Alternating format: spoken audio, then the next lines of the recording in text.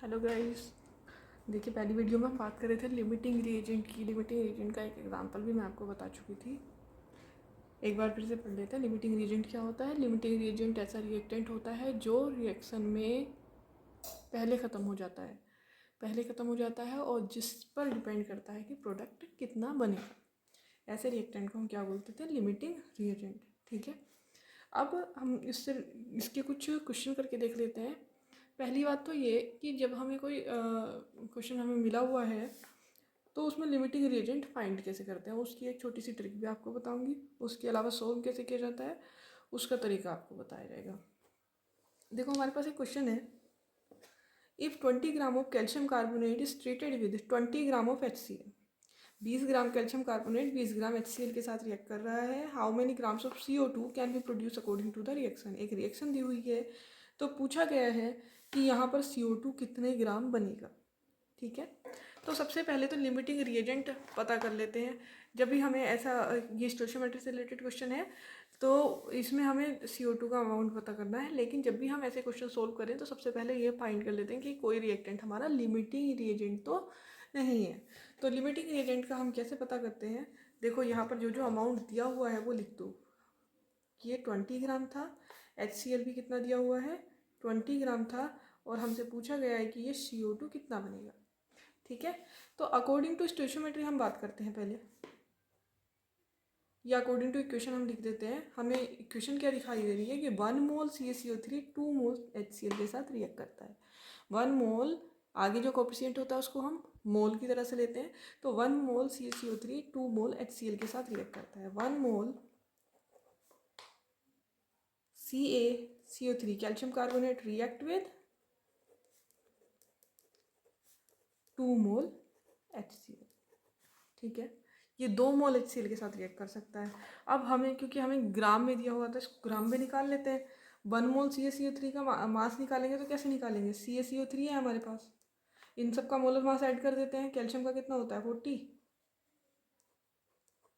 Carbon का 12 और 3 × 16, ये हो गया ऑक्सीजन का। ये 100 ग्राम रहता है, 100 ग्राम पर मोल। तो 1 मोल CaCO3 मतलब 100 ग्राम। 100 ग्राम CaCO3 कितने के साथ रिएक्ट करेगा? 2 मोल HCl के। तो देखो, जब हम HCl का मोलर मास निकालते हैं तो सबका एटॉमिक मास ऐड कर देना, एक एक का, H का और Cl का। तो ये कुछ कितना था? 35.73, ये आता है 73 ग्राम। यानी कि 100 ग्राम CaCO3 जो होता है वो 73 ग्राम HCl के साथ रिएक्ट कर सकता है। तो 1 ग्राम कितने के साथ करेगा भाई? 1 ग्राम कैल्शियम कार्बोनेट कितने के साथ रिएक्ट कर सकता है? 73/100 ग्राम HCl के साथ रिएक्ट कर सकता है। हमें कितना दिया हुआ है? 20 ग्राम। तो इस 20 ग्राम को हम लेते हैं।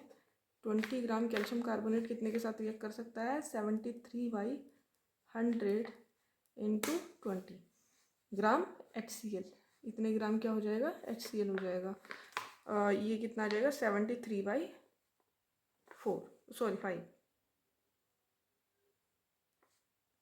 कितना आ रहा आंसर? 14 पॉइंट कितना? 5 × 5 14.6 ग्राम। इतने ग्राम HCl के साथ ये रिएक्ट कर सकता है। ठीक है, अब देखिए क्वेश्चन में आते हैं। हमें कितना दिया हुआ था? 20 ग्राम CaCO3 था और रिएक्ट कितने के साथ कर रहा था? 20 ग्राम HCl के साथ।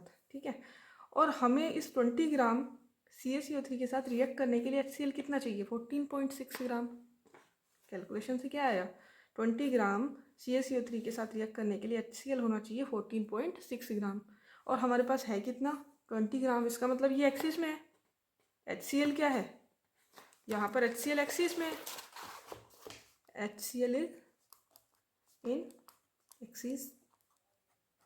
तो फिर लिमिटिंग रिएजेंट कौन हुआ? लिमिटिंग रिएजेंट हुआ कैल्शियम कार्बोनेट। अब हमसे पूछा गया था कि CO2 कितना बनेगा, तो वो CO2 कितना बनेगा वो किस पे डिपेंड करेगा? कैल्शियम कार्बोनेट पर। तो कैल्शियम कार्बोनेट के अकॉर्डिंग हम क्या निकालते हैं? CO2 की अमाउंट निकाल लेते हैं। देखिए एक बार फिर से जो हमारी रिएक्शन थी उस रिएक्शन को एक बार फिर से देख लेते हैं।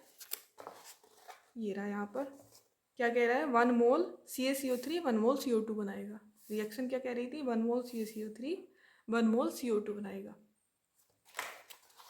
1 मोल CaCO3 क्या बना रहा था, 1 मोल CO2। मास निकालिए 1 मोल का, 100 ग्राम। 100 ग्राम कैल्शियम कार्बोनेट कितना बना रहा है, 1 मोल CO2 का मास होता है 44 ग्राम। 44 ग्राम CO2 बना सकता है, ठीक है। और हमें गिवन कितना था, 20 ग्राम। जो गिवन था वो कितना था, CaCO3 वो था 20 ग्राम। तो 20 ग्राम के अकॉर्डिंग निकालते हैं। तो 1 ग्राम CaCO3 ये कितना बना सकता है, 44/100 ग्राम CO2 बना सकता है। तो 20 ग्राम कितना बनाएगा, 20 ग्राम कैल्शियम कार्बोनेट जो होगा वो कितना बना सकता है, 44/100 इंटू 20 ग्राम CO2, ठीक है। ये इसका आंसर आ जाएगा। इस तरीके से हम लिमिटिंग रिएजेंट के क्वेश्चन सोल्व कर सकते हैं। अब बात करते हैं एक छोटी सी ट्रिक की, कि हम अगर लिमिटिंग रिएजेंट जल्दी से पता करना चाहते हैं तो वो हम कैसे निकाल सकते हैं। तो देखो, लिमिटिंग रिएजेंट निकालने के लिए हमें क्या करना होता है, मोल टू स्टोइचियोमेट्रिक कोफिशिएंट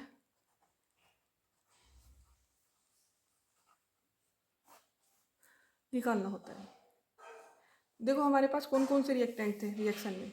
रिएक्टेंट था एक तो CaCO3, एक तो क्या था, रिएक्शन यही लिखेंगे, एक तो था CaCO3 और दूसरा कौन था, HCl। और रिएक्शन कैसे लिखी हुई थी, 2HCl ऐसे करके आगे की तरफ लिखा हुआ है। जो भी प्रोडक्ट था हमारा वो इधर लिख लिया हमने।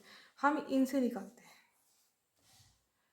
होता क्या है, दोनों के मोल टू स्टोइचियोमेट्रिक कोफिशिएंट का रेशियो देख लेते हैं, और मोल टू स्टोइचियोमेट्रिक कोफिशिएंट का रेशियो जिसका कम आता है वही क्या होता है, लिमिटिंग रिएजेंट होता है, ठीक है।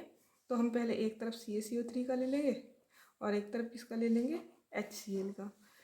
इसके मोल्स और स्टोइचियोमेट्रिक कोफिशिएंट जो इसके आगे मल्टीप्लाई हो रखे हैं, और इसका मोल टू स्टोइचियोमेट्रिक कोफिशिएंट रेशियो। इसके मोल्स हम कैसे, स्टोइचियोमेट्रिक कोफिशिएंट तो आगे इसके 1 है।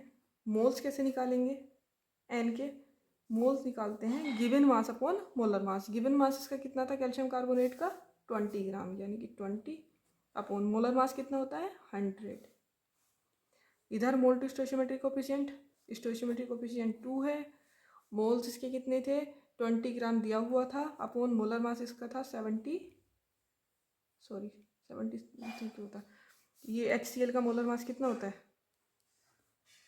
1 + 35.5 36.5। सोल्व करेंगे इसको, 20/36.5 इंटू 1/2, ऐसे ये हो जाएगा 20/100। कितना आ रहा है,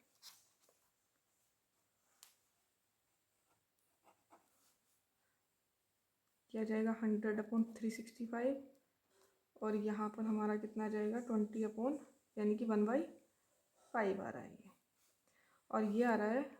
तो मोल टू स्टोइचियोमेट्रिक कोफिशिएंट हमारा कितना, किसका, जिसका कम आएगा वही क्या हो जाएगा,